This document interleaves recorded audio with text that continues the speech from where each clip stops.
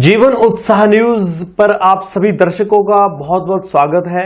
मैं रमेश शर्मा। जैसा कि आजकल आपको लेकर चल रहा हूं पंचायती चुनाव की तरफ और मिला रहा हूं उन सभी प्रत्याशियों से जो बड़सर विधानसभा से संबंधित हैं।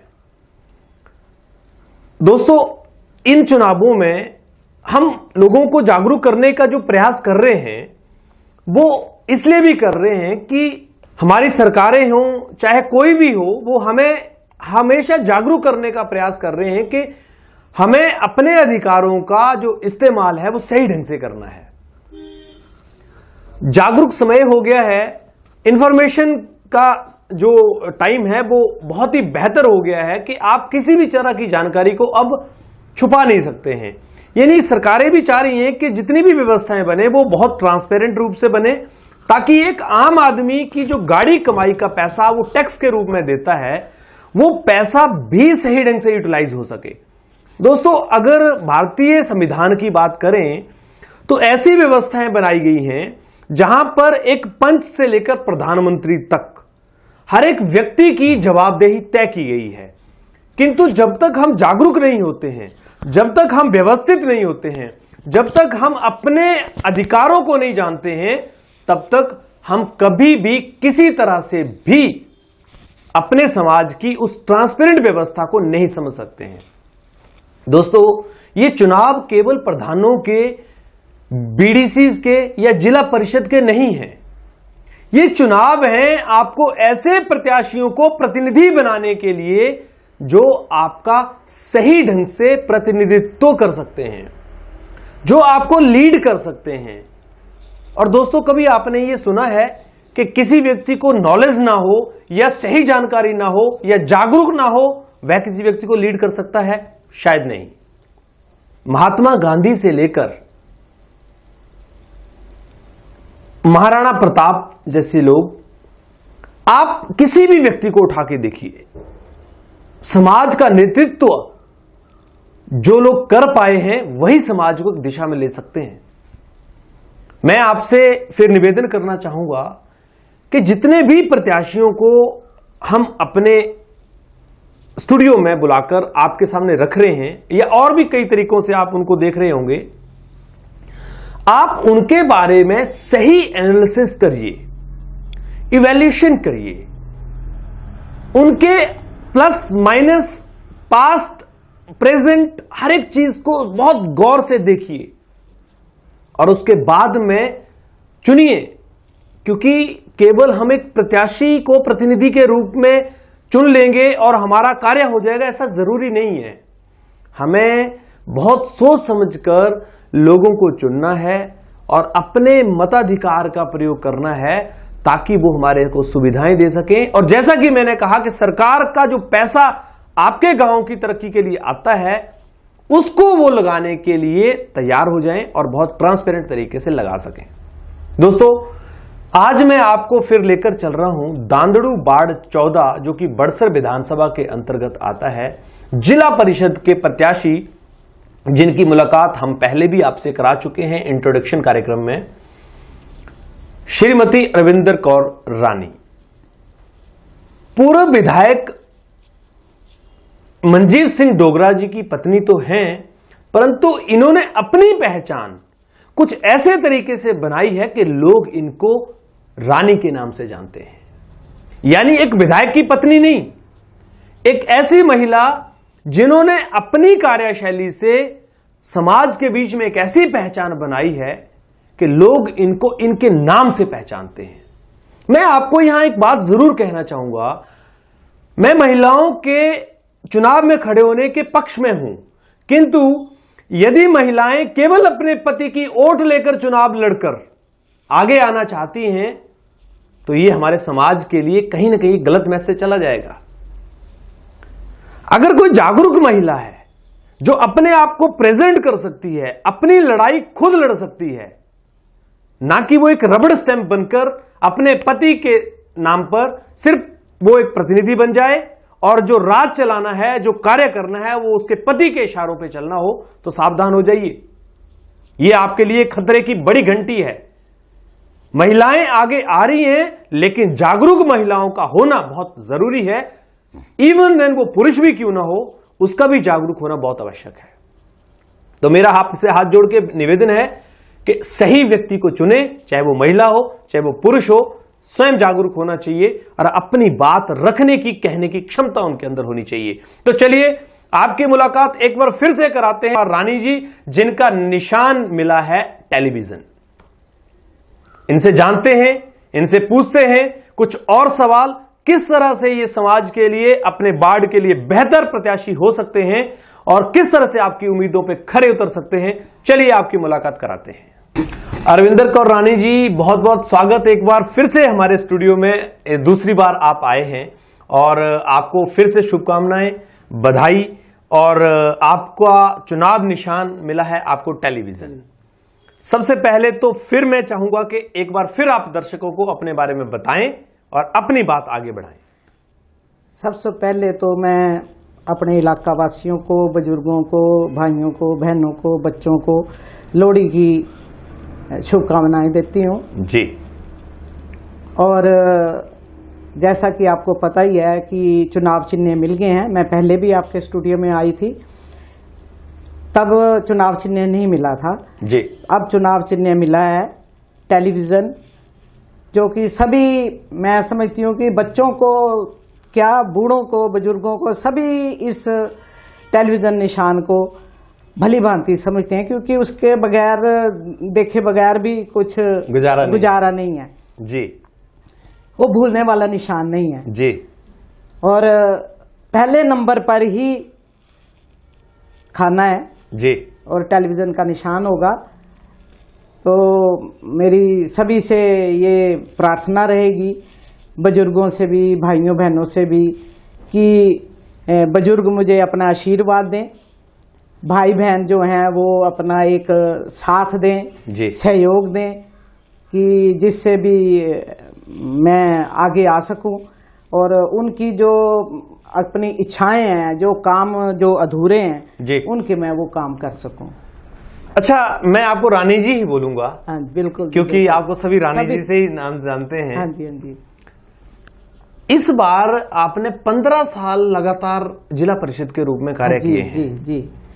क्या आपको लग रहा है कि इस बार आपकी जिंदगी में अब कुछ नए आयाम स्थापित हो जाएंगे?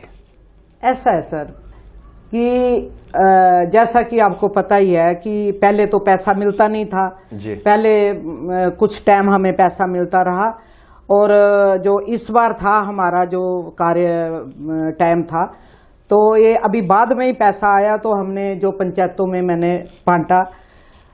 तो अभी जो मैंने जैसे पहले भी बताया कि अब नई जो पंचायतें बनेगी वो पैसा लगाएंगी, उससे पहले भी मिलता रहता था हमें।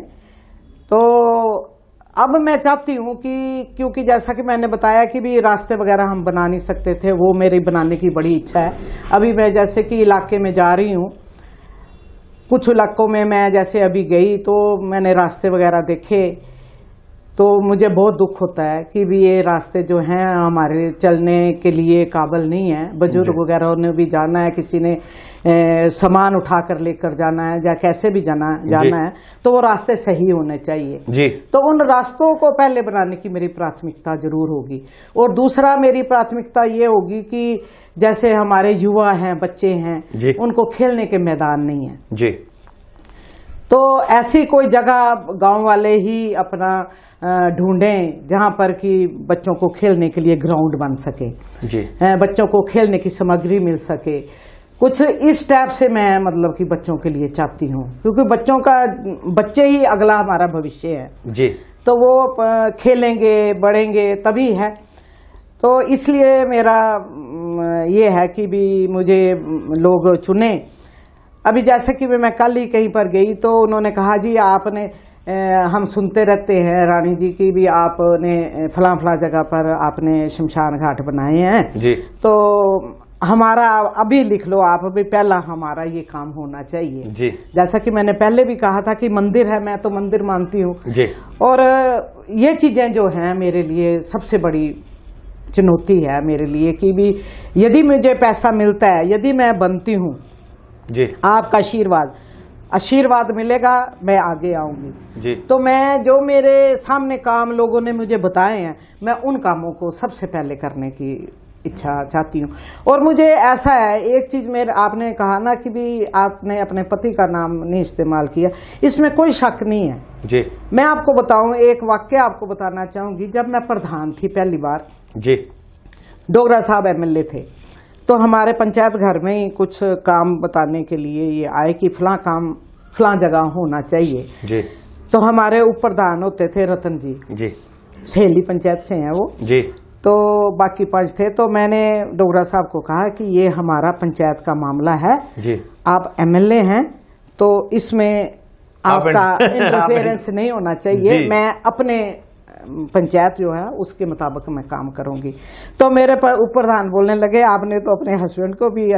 मैं एक ऐसी लेडीज हूं कि राजनीति में जो भी काम होता है वो मैं अपने ही स्वयं दिमाग से करती हूँ। बहुत बढ़िया। मुझे मेरे पति चाहे कुछ भी बोलते रहे कि ऐसा नहीं ऐसा, राजनीति में खास कर मैं अपना खुद ही काम करना चाहूंगी, मैं कोई इंटरफेरेंस नहीं चाहती। यही बात है क्योंकि लोगों में भी यही बात है कि रानी जी आप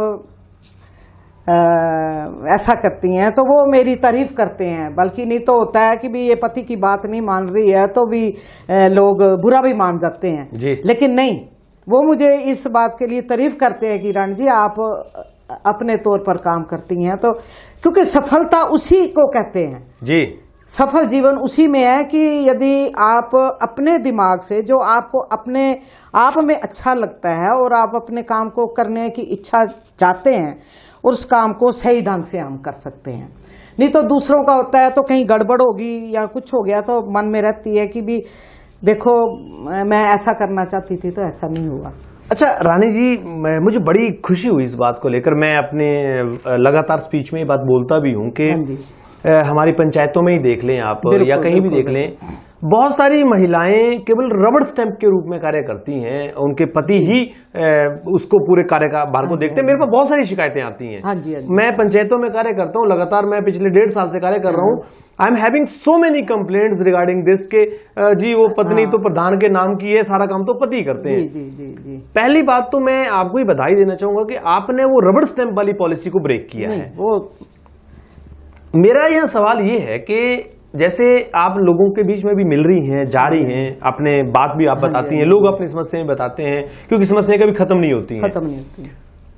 शमशान घाट और रास्तों के अलावा और एक अपने ग्राउंड की बात करी है, इसके अलावा आपको क्या लगता है कि पंचायतों के स्तर पर जो पंचायतों के लेवल पे कार्य होते हैं और क्या सरकार को सुधार करने चाहिए ताकि लोगों की सुविधाएं और बढ़ सके? ऐसा है कि सरकार तो अपने तौर पर काम करती है, उनके पास तो काफी फंड होते हैं, हमारे पास फंड कम होते हैं।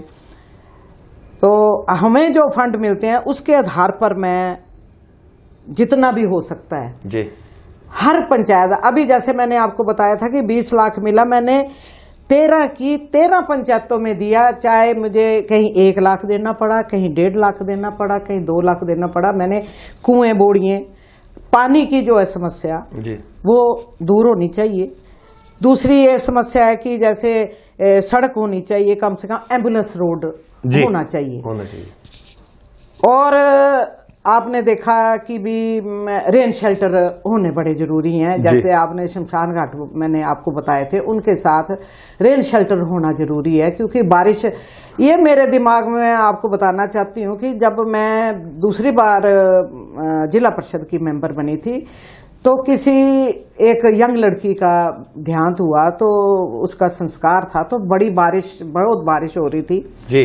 तो मेरे दिमाग में आई कि भी नहीं, कि मैं जब भी बनूंगी तो मैं ये काम जरूर करूंगी। बहुत अच्छा।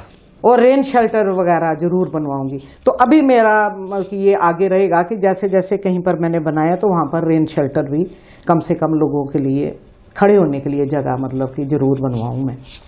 मैं आपको इसके साथ में ये भी बताना चाहूंगी कि लोगों की समस्या, जैसे अभी हम कहीं जा रहे हैं तो कई प्रधानों ने IRDP में कईयों के घरों का, कईयों का बहुत मैं देख रही हूँ मतलब कि, तो IRDP में जो नाम डाले जाने होते हैं तो उसमें ये कहा जाता है कि भी आप किसी का नाम कटवाओ तो तब हम डालेंगे जी। तो मैं ये चाहती हूँ, सरकार से भी मेरी यही प्रार्थना है कि ऐसा ना होकर कुछ ऐड भी किए जाए नाम, जो मतलब कि बहुत जरूरी है उनको ऐड जरूर किया जाए। ये मतलब कि मेरा एक रहेगा। घर वगैरह है वो भी प्रायोरिटी दिए जाए जी। तो मैं आपको दूसरी बात ये बताऊंगी कि ट्रस्ट था तो ट्रस्ट की ट्रस्टी भी मैं 2 बार रही हूँ। अच्छा। लेडीज मैं ही अकेली थी ट्रस्टी। और काफी शादी ब्याह जैसे होते हैं लड़कियों के, गरीबों के, तो वहाँ उनकी हमें सहायता करने का मौका मिलता था। ट्रस्टियों को भी आप साइन करेंगे तो हम उनको SDM जी के द्वारा, ट्रस्ट के द्वारा जो पैसा दिलाते थे। हम कहीं पर आग लगी तो वहां से राशन पानी भिजवा दिया या कुछ कर दिया।